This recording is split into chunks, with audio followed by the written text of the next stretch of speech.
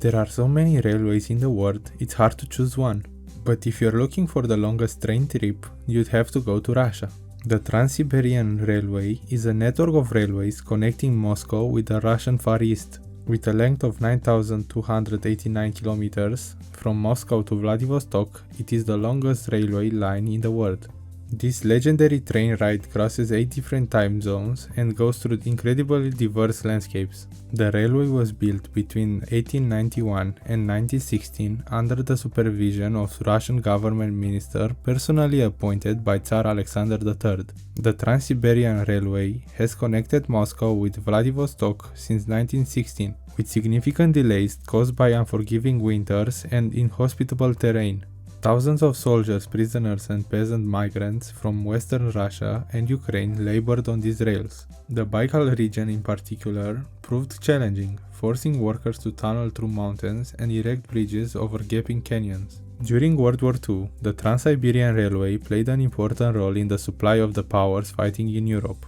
In the first 2 years of the war, the USSR has secretly agreed to a neutrality and non-aggression pact with Germany. While Germany's merchant shipping was interdicted by Western allies, the Trans-Siberian Railway, along with its Trans-Manchurian branch, served as the essential link between Germany and Japan. One commodity particularly essential for the German war effort was natural rubber, which Japan was able to source from Southeast Asia. Today, the Trans-Siberian line remains the most important transport link within Russia. Around 30% of Russian exports travel on the line. While it attracts many foreign tourists, it gets most of its use from domestic passengers. A popular alternative is the Trans-Mongolian, traveling from Moscow to Beijing via Ulaanbaatar, which is 7,826 kilometers long. Another variation is the Trans-Manchurian, Moscow to Beijing via Harbin in China, which is 8,984 kilometers long.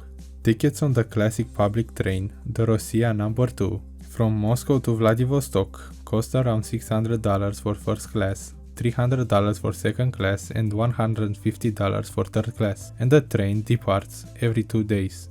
If you want to do the journey in the manner of a Tsar, an 8-night trip with the Golden Eagle luxury trains will cost you about $12,000. The Golden Eagle has been carefully designed to be a comfortable ride full of relaxation and enjoyment. It offers 3 types of cabins. The Imperial Suite is the most spacious cabin available on board the Golden Eagle, measuring 120 square feet and benefiting from a large double bed as well as a lounge area with dressing table. Imperial Suite facilities include a private bedroom with power shower and the luxury of underfloor heating.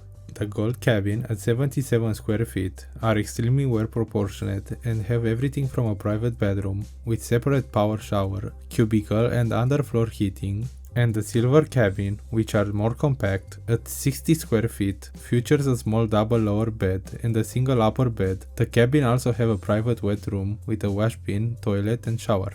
If the new Trans-Siberian expansion worked out between Russia and Japan, it will then become possible to go all the way from London to Tokyo completely by train. By picking up the Eurostar from London to Paris, then continue connecting via European railroads until boarding the Trans-Siberian in Moscow. Then switch to a Japanese high-speed bullet train from Hokkaido to Tokyo for the final leg.